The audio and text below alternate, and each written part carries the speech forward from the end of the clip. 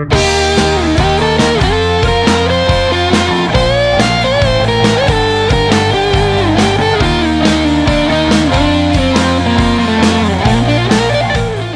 on the podcast, I'm joined by Mr. Jonathon O Dwyer. Jonathon, how are you doing, sir? Doing great, Morris. Great to be on with you. You're doing great things with the podcast, so great to be on, man. Likewise with yourself. For people that don't know you anyway, Jonathon, tell us a little bit about yourself. Well, living here in Limerick. I'm an actor. I'm running the podcast Pro Wrestling Defined.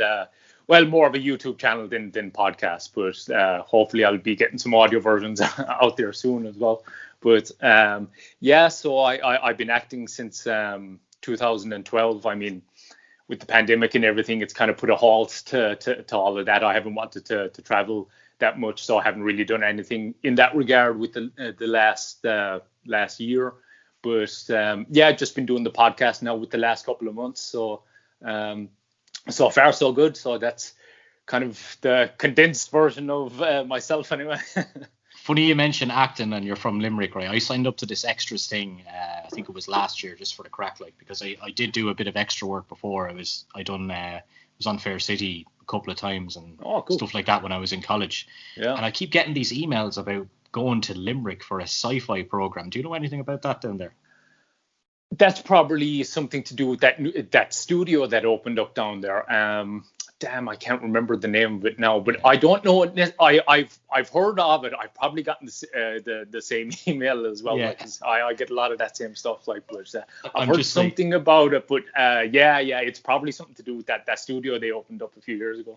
I'm just like, can you be in Limerick at 6 a.m. tomorrow for a sci-fi thing? I'm like, I don't drive, like, so it's a bit of a pain for me in that regard.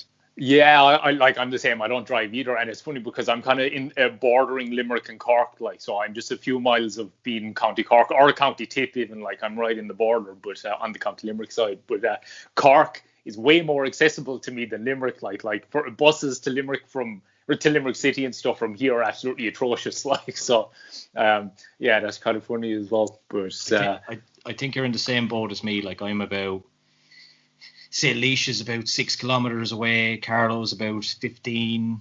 I'm in Kilkenny, but Kilkenny City is only about 12 or 13 kilometres from me. So we're in similar trinities with no public access. We have 2 buses a day now that come through here to Dublin. Hopefully one day we'll be able to afford drivers or something like that. Yeah, limo drivers. Yes, hopefully. Zamboni drivers. Oh, wait, sure, we'll have the automatic car soon, so. Or the flying cars. Oh, stop. Oh, but sure, we can't go any further than, 5 kilometres, so, yeah. Yeah. You can't. Isn't it funny that you can't go any further than 5 kilometres, yet if you did travel 5 kilometres further, there's still nothing open? God, that's a whole different rabbit hole altogether, really, isn't it? Oh, let's not get into it tonight, anyway. Yeah. In terms of pro wrestling defined, then, how did the idea come about?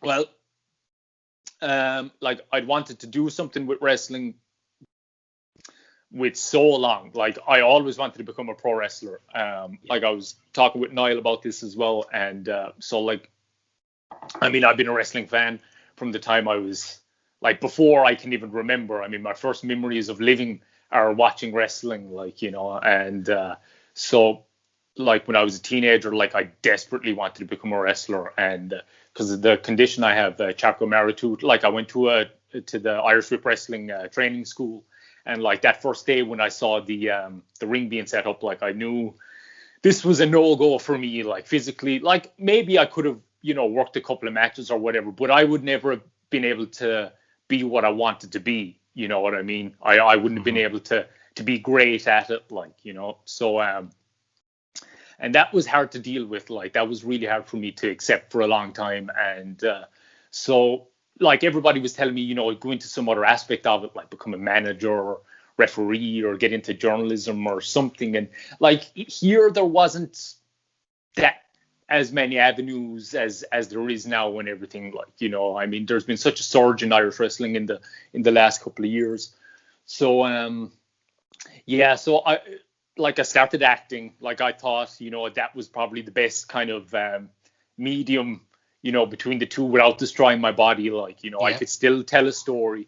You're still eliciting emotion, you're still performing, but there isn't the physicality. And it was from watching Mickey Rourke in the Wrestler movie that actually gave me the kind of light bulb moment to start that. Like, but still, years went on, and it still bugged me. Like, it just still, that bug to do something with wrestling never went away. So with so many people had been doing them. Like, Hannibal has a massive YouTube channel and doing the interviews and everything. And then there's Dynamo's Dozen with Ian and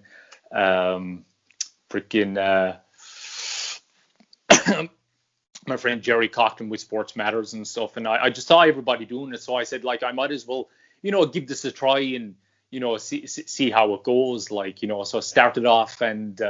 Like Del Wilkes was the first interview I did, and that went really, really well. Like, so that's how the whole thing came about. Yeah, like I was saying to Ian and different people, like, YouTube is just like, it's such a big platform. Like, there's enough for everyone, really. Once 100%. You find your kind of market, Yeah, because we all have our individual qualities. Like, it's not a competition or anything like that. Like, we're all just doing our things. I mean, like, for me, more than anything, it's a sentimental project more than anything. Like, I just want to talk to wrestlers, like, about wrestling and stuff like that. Like, it's not, I don't really have any like big, like, grandiose delusions of grandeur with it or anything like that. Like, I just wanted to do something with wrestling because I'm fairly confident in my views about wrestling. And like, I don't know a whole lot about a whole lot else. Like, wrestling's kind of, defined me in a lot of respects. So, like, it just made sense to do something with it. Like, and again, we all bring our individual things to the table, and it's just about doing your thing, really, isn't it? At the end of the day. Yeah.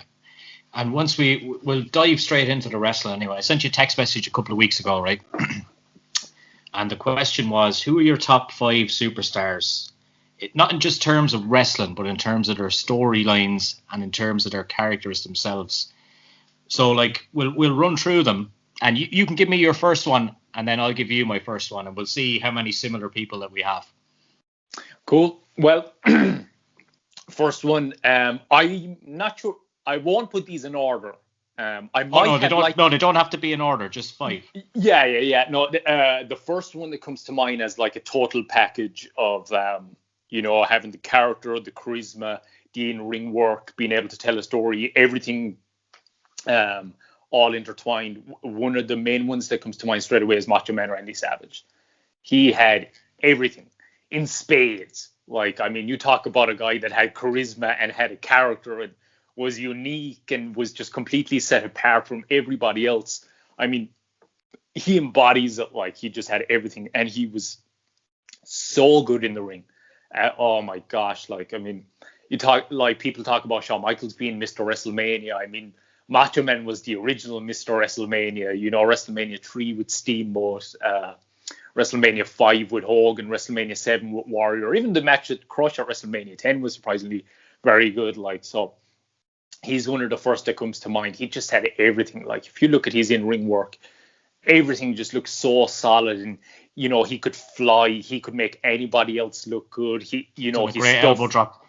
Yeah. Oh, nobody's done it better. Like, I mean, it looked like he was really driving that in. And from testimony from some wrestlers, he really did drive that in as well. Yeah, because he had huge arms as well. Yeah, exactly. Like, and that's another thing. He wasn't a terribly big guy in stature. He was like about 5'10" or 5'11", I think. He was like kind of Eddie Guerrero build, wasn't he? He was, yeah. And like, his presence was so big, like, that you never realized that. Like, his presence was so big and he was so intense and everything that it just completely compensated for that. And you never noticed it, like, until years later, a little bit, like, so he's the first one that comes to mind for me anyway. The first one on my list was The Rock, in terms of, what can you say? Like, third generation superstar, great athlete, great on the mic, went on to be the biggest star in Hollywood. So I think, like, he personifies kind of that full circle, if you like, in the business as well. Mm-hmm. So that was my first one anyway. There's not really much else I could say about him, really.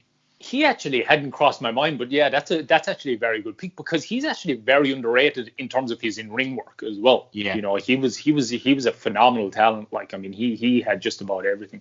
Some of his overselling bugged me a little bit, but other than that, he really oversold the stunner. And I wasn't too mad about the people's elbow move, like, if I was to be totally honest. Like. No, neither was I. No. Yeah. Because at least he threw in the elbow. It's not like the 5-knuckle shuffle that, like, the move, the actual thing itself just looked ridiculous. You can see his fist going past your man's head. Like, you know, he just grazes them.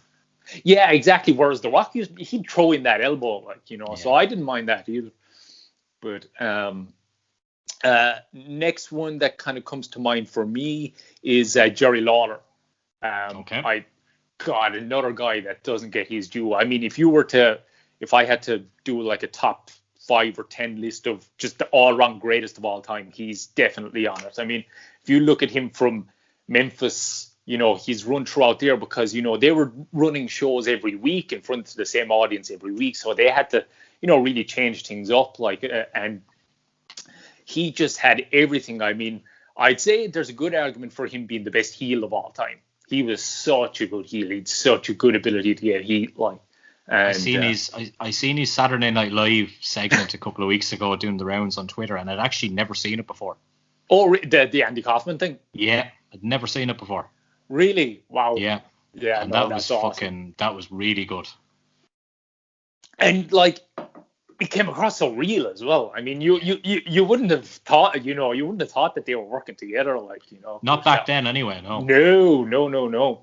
But like, even if he hadn't kind of come clean about it, I think he shouldn't have. I think they could have kept the kind of, you know, folklore about that. Like, but yeah, he's so good. I mean, like, what his ability to get heat, and he was a good babyface as well. But his in-ring work, I mean, he was kind of, you know, I would nearly put him above Flair in terms of in-ring ability and being able to make guys look good and everything. He was so good because his stuff was really solid as well. Like, so Lawler's the next on my list for sure. He done a nasty pile driver as well. Yes, but it was safe. I've never heard of him injuring anybody with it. So like that's another thing. Like, you know, so I don't know why the hell they banned it. Like, you know, I guess it just depends on the person delivering it more than anything else. Like, but yeah. The next one on my list is Kurt Angle.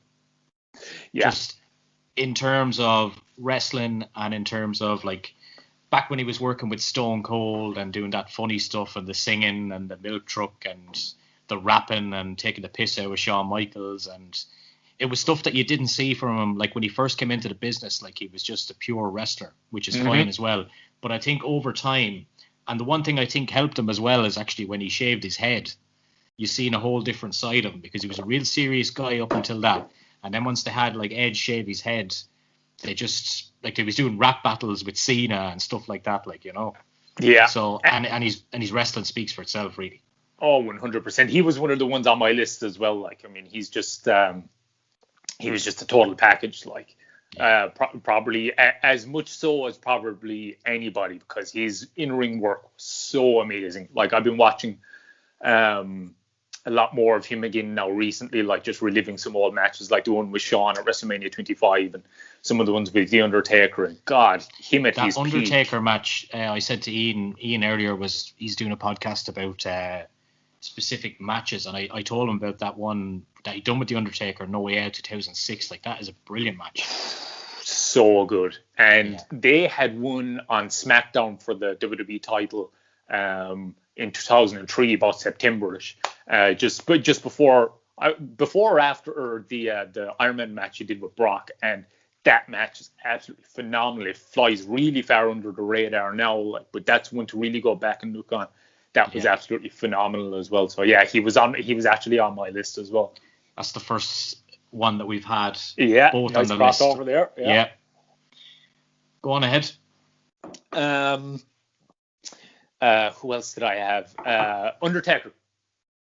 Okay. Undertaker was my next guy. I think he might necessarily seem as much of an obvious one because, you know, his character wasn't a flamboyant character, but if you look at the skill it took to pull his character off, I mean, good God, because he had to adjust his whole wrestling style around that, especially originally, like the original incarnation of the Undertaker character, especially for a guy as athletic as he was and everything, to completely slow himself down and kind of do the whole, Jason Voorhees, Frankenstein type of pacing around it and no selling and then, being explosive then at the right times and everything. I mean, what can you say? And plus he readapted for every new style that came along, like, for so long. I mean, he'd like, a 30-year career there, pretty much on top for the majority of it, and kind of having these ebbs and flows and stuff, and to stay relevant for that amount of time. And then plus to be able to change his character so much then as well, like the American Badass and kind of the different variations of like the Dead Man character then as well. I mean, he's just he had to as well, like he had to adjust his life around the character as well, which is a huge thing. Absolutely. That's something that bugs me today, is like everything's so open. If you look at somebody like Bray Wyatt, and I think it still can be done today, if you just stayed off the social media, or even just if you were on social media but just stayed in character, put up cryptic, kind of shit like on social media, rather than, being, a scary guy on the show, and then you're posting like baby pictures and everything on social media. It just kills the whole mystique about it. I think wrestling is kind of in that in-between place in entertainment, where you kind of have to maintain a certain degree of the illusion. It's like magic. I mean, I know that's the whole magic scene is a little bit more open now, but there's still a fair bit of, the curtain still being kind of pulled on, the intricacies of it all. Like, so I wish wrestlers would make more effort in that regard. He did that for so long. Like, if you were to push me on who I thought was the greatest number one all time, if you added all the variables together, I would probably say Undertaker. Did you enjoy his documentary series? Oh man, loved it. I mean, I'm a little bit biased because he's my all-time favorite wrestler, but absolutely loved it, man. Oh, it was so good, and it was so raw and honest. Like, I think that took a fair bit of guts on his part, like, because there was a fair few ups and downs over the last couple of years, like the match with Goldberg and the DX match in Saudi Arabia and things like that. Just things kind of going wrong, and he went pretty raw about it all, like, but it was absolutely phenomenal. I absolutely loved it, man. One last one on it, the Boneyard match. What do you think? Oh, loved it. Absolutely. Yeah, so did I. Like, I'm a bit It's the best cinematic match there's been, that's for sure. Oh, by an absolute mile. I don't think there's that. Like that one in AEW the other week with Sting and Darby Allin and everything was actually pretty good. I like that. But like the Boneyard one beats them all by a country mile. Like, I mean, like I'm fairly, I'm a little bit of a split personality when it comes to wrestling. On one hand, I'm very old school and like things, to be very realistic and everything. And then on the other side, I really like the kind of outlandish, out there characters and, some kind of out there kind of stuff, as long as there's some degree of realism, put with it. Like, and that just had all, I think it was the perfect ending for him, because he was so drenched in storytelling and, kind of all the different aspects of his career then as well, like the unholy trinity, as he called it, like all the variations of the Undertaker and Mark Holloway. So it was just perfect, and him driving off into the darkness, like, it worked out perfectly. So I kind of hope he doesn't come back. I think that was the perfect way to kind of end things. And at the same time, though, knowing Vince McMahon, he'd probably be like, well, he didn't get to say goodbye really in front of an audience, did he? Yeah, see, that's the thing. It's a catch-22, isn't it? You wouldn't be surprised to see him rock up at Mania in a few weeks, though, would you? No, you wouldn't. That's the thing. I wouldn't mind if he came for like the way Steve Austin shows up and does an appearance and stunners a few people. Like if Taker came out and tombstone someone and left, people would go home happy, Oh, 100%. Like, I never got to see him live. So, like, if things had gone ahead last year, I'd have seen him and AJ live, in person, like, because I was all set to go to WrestleMania. I had everything paid for my first WrestleMania, so I jinxed it. But yeah, freaking, it's a catch-22, like, so hopefully they don't go back in it, because I think that was definitely the perfect way to end things. Right, the next one on my list is Steve Austin. Now, I know, like, in terms of what he done as a character, all the Vince stuff, working with people like Triple H, Kurt Angle, Shawn Michaels, The Rock especially as well.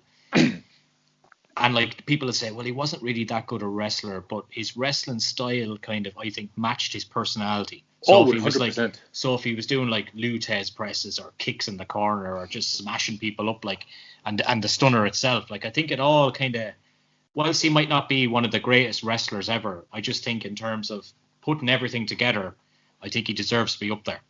100%. I'm kind of undecided. How many have we done so far? Is that 4? That was my third. That was your third.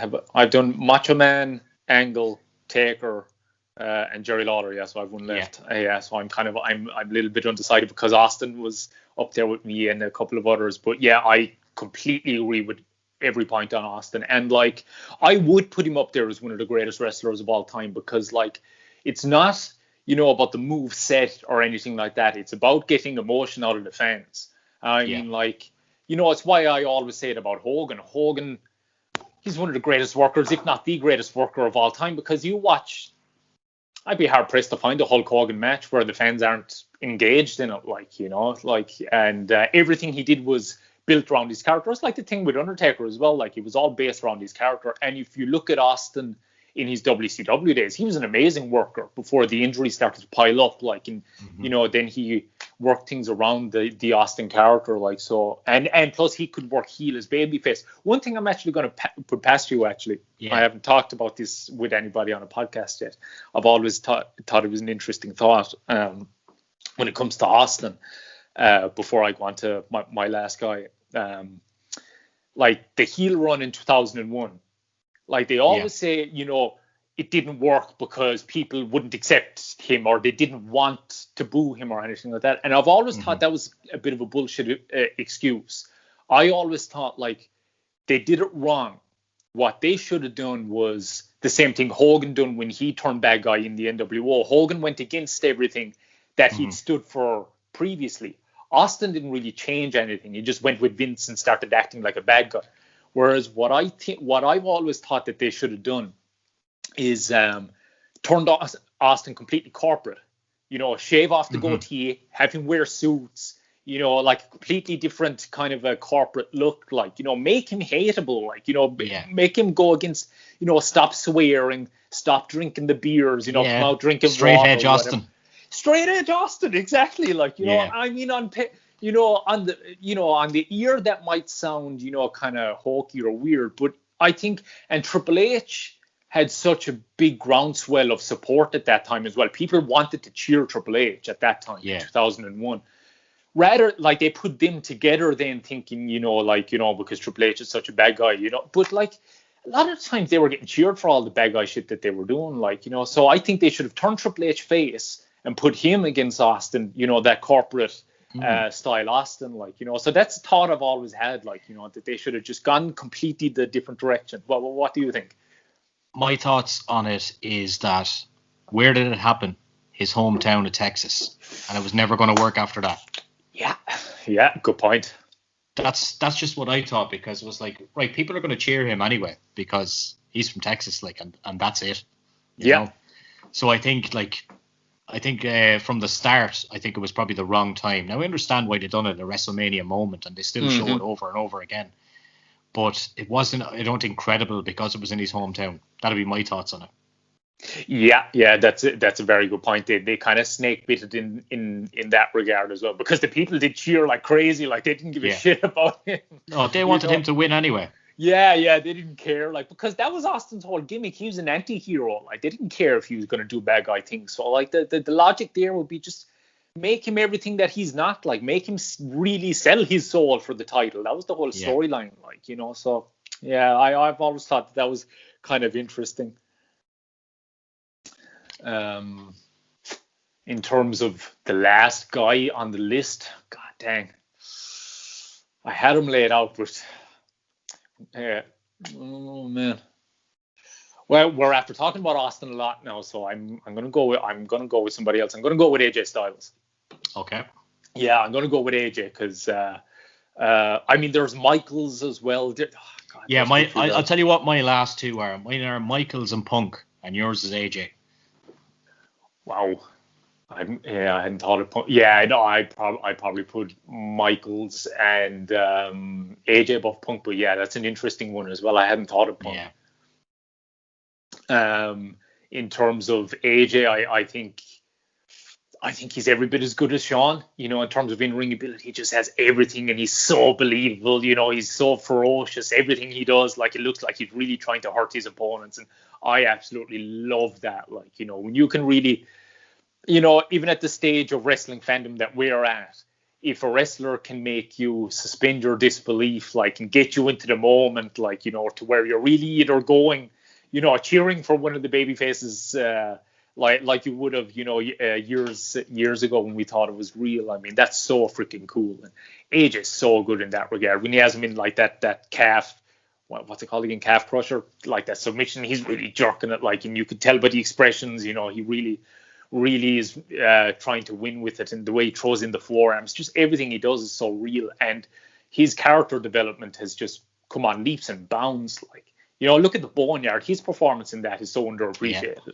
He was freaking amazing in that. Like, you know, he's a guy that's come full circle as well, through the independents, through working over here, through working in England, through working all over the world to where he is now. Like, oh, 100%. You can see the evolution through the years, whereas before, like, it was all about the in-ring work, like, and he was always solid in that regard, but like, it's just developed so much, and it peaked at just the right time coming into WWE. And, you know, just the fact that he's gotten the pushes that he has in WWE, I mean, it says it all, really. But yeah, and look, the same could be said for Michaels then as well. I mean, he was the total package in a lot of regards as well. Like, you know, in terms of his character, his in-ring work, I mean, really, what can you say? He was freaking amazing. Like, but yeah, if I had to narrow it down to 5 anyway, it's Lawler, Taker, AJ, Angle, and who was the other one I said? Austin, yes. Yeah.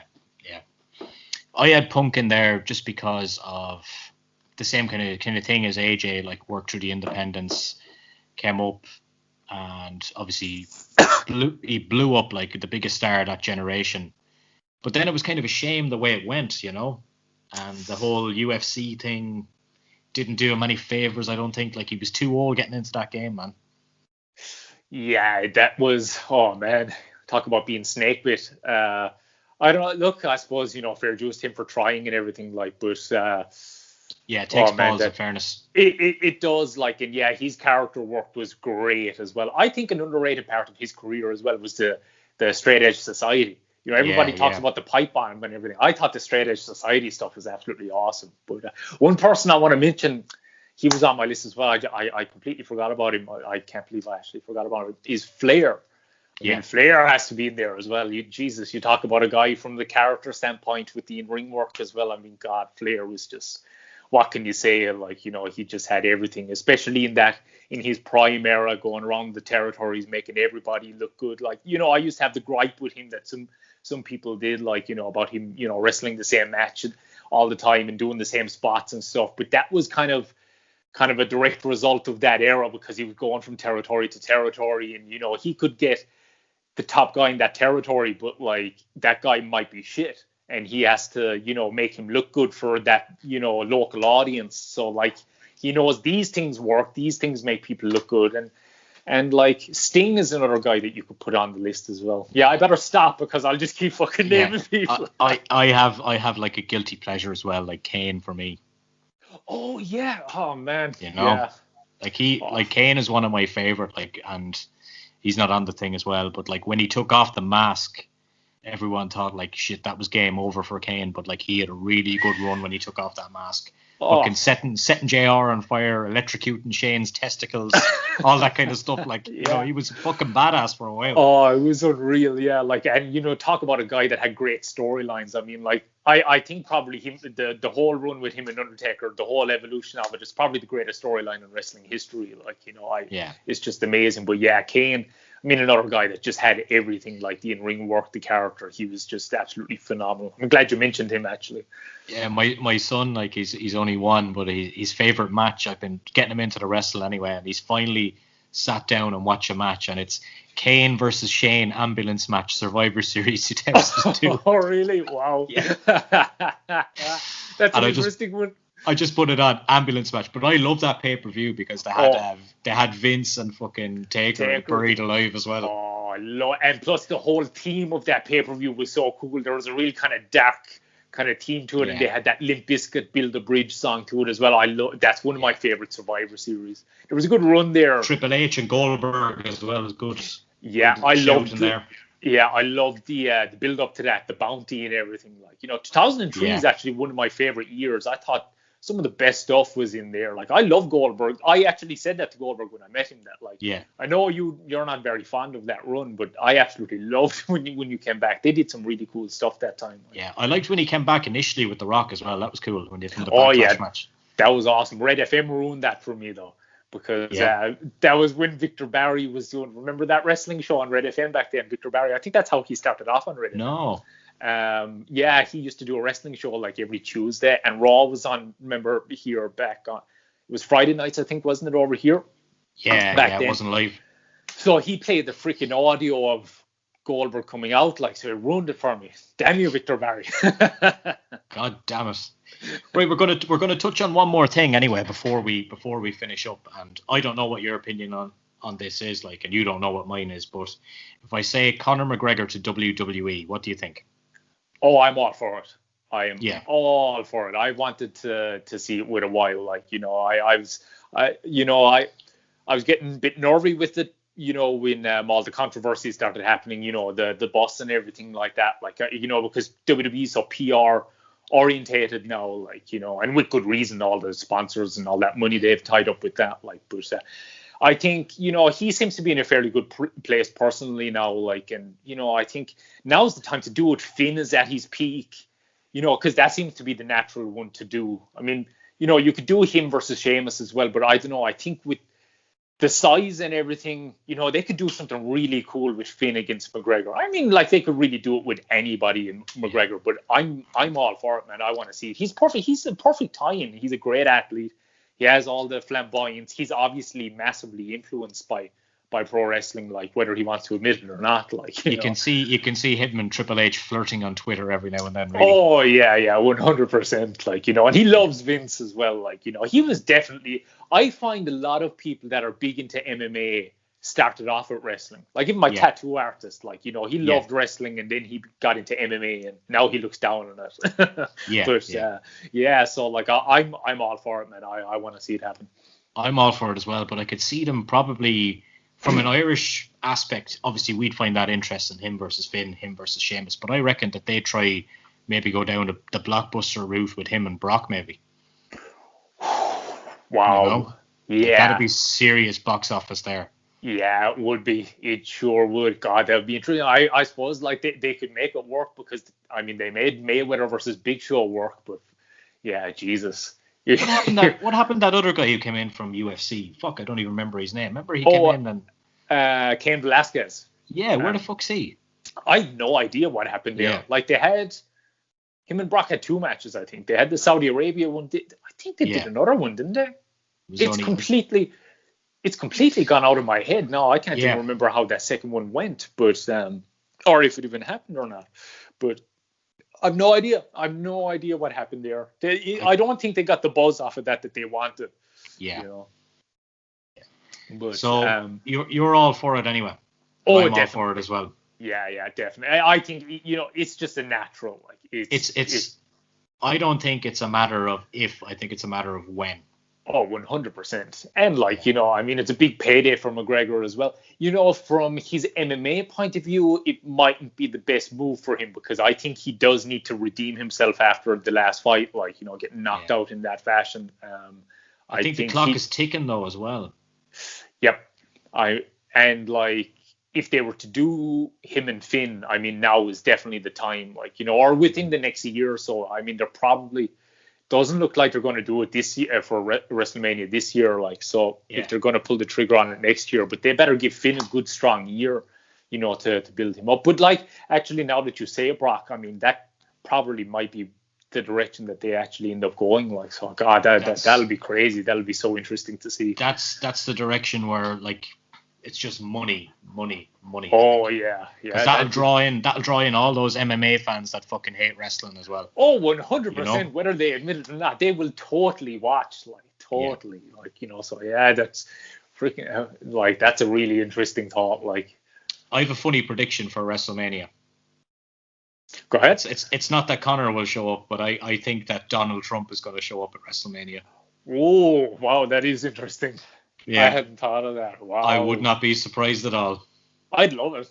I look, you can say what you want about Trump, like, but I mean, from just a pure personality standpoint, like, I mean, look how boring politics is now at the moment since he's out of office. Like, it's just so dull. Like, you know, he's such a great personality. Like, you know, whether you like him or not. So I'd love to see him. He would stir the pot like anything. Like, so I'm down for that, man. I'm down. Yes, and all it would get people talking.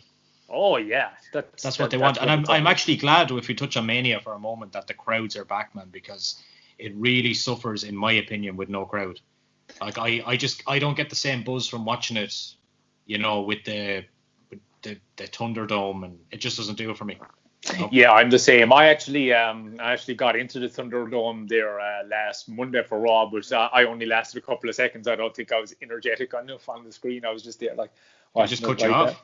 Yeah, they just cut me off after about 5 minutes. Like, you know, it was in the part where Shane and Strowman were doing their promo against each other, so you didn't really see the Thunderdome that much during it. Like, so I couldn't, you know, see if I made it or anything. But yeah, they just cut me off. But and what do you see when you're in there? Do you just see the show? Yeah, you just see the show, and there's a guy directing it then as well. So, like, you know, when you're when it's on a break, when you're like 10 seconds away from the break, you know, the director, you can hear him say, like, you know, lots of energy now, guys, when you come back, when we come back from the break and everything. And I'm just there like, yeah, oh, no. You know, but yeah, no, I'm the same. I mean, I think like the Thunderdome has been, like, it was a great idea and everything, but again, it's just not the same. Like, you know, I mean, nothing can replace that energy, like none of the sound effects. I mean, it's a real credit to the performers and everything that they've kind of, you know, carried it through this long. Like, you know, there's actually been some really good matches, like Edge and Orton last year.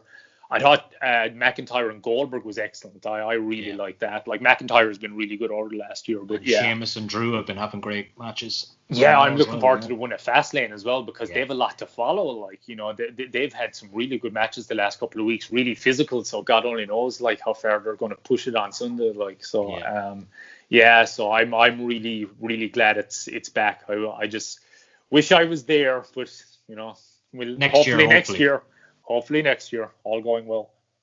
Listen, man, it was great to chat with you, and I really appreciate that. It was a good old chat. Yeah, I really enjoyed it, man. Anytime. Yeah, and we'll do it again. Yeah, definitely. I'm looking forward to having you on mine as well. And I'm really looking forward to that. It's been great chatting with you, man. It's absolutely fun by as well. Yeah, it's been good. Yeah, Jesus, 11:30 now, huh? Cheers, man. All right, cheers, bud.